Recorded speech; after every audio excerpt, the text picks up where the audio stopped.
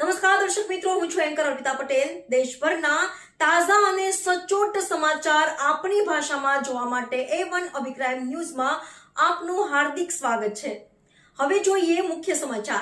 ધારીની જનતા માટે રાતના સમાચાર। ધારી રેલવે સુવિધા ટૂંક સમયમાં શરૂ થશે। હાલ ટ્રેક મેન્ટેનન્સની કામગીરી પૂરજોશમાં।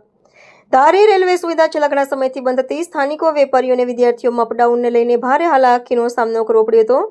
ત્યારે આ રેલવે સુવિધા પુનઃ શરૂ કરવા માટે સાંસદ ભરતભાઈ સુતરિયા, ધારાસભ્ય જેવી કાકડિયા અને ધારી શહેરની સામાજિક સંસ્થા બજરંગ રૂપ અને સ્થાનિકોએ ઉચ્ચ કક્ષાએ રજૂઆત કરતા આખરે રેલવે વિભાગ દ્વારા ચલાલાથી લઈને જૂનાગઢ સુધી અને ચલાલાથી લઈને સોમનાથ સુધી મીટર ગેજ રેલવે શરૂ કરવા માટે કામગીરી શરૂ કરી હતી। જે કામગીરી મુજબ પ્રથમ રેલવે ટ્રેકનું મેન્ટેનન્સ હાથ ધરાયું હતું। આધારભૂત વર્તુળોમાંથી માહિતી મળતી પ્રમાણે ટૂંક સમયમાં ફરી રેલવે સુવિધા ધારી ખાતે શરૂ થઈ જશે। રેલવે સુવિધા શરૂ થવાની વાત સાંભળીને લોકોમાં પણ આનંદ છવાઈ ગયો હતો। રિપોર્ટર સંજય વાળા, ધારી।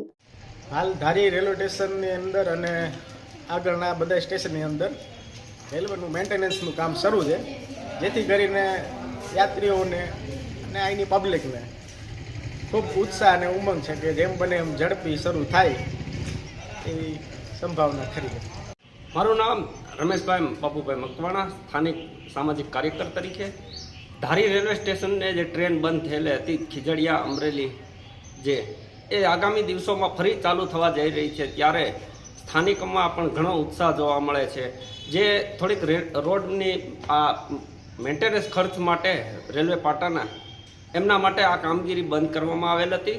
ફરી આપણા ધારાસભ્યશ્રી અને સાંસદશ્રીના પ્રયત્નોથી આ રેલવે ફરી ચાલુ થવા જઈ રહી છે, ત્યારે ધારી, ચલાળાથી અમરેલી અને વેરાવળ સોમનાથ જે પ્રવાસી જવા જઈ રહ્યા છે, ત્યારે એમને પણ આ આનંદનો લાભ મળશે ટ્રેનનો। હાલો, હું ધારી રહું છું। ધારીની બાજુ સ્ટેશનની બાજુમાં જ મારું મકાન છે।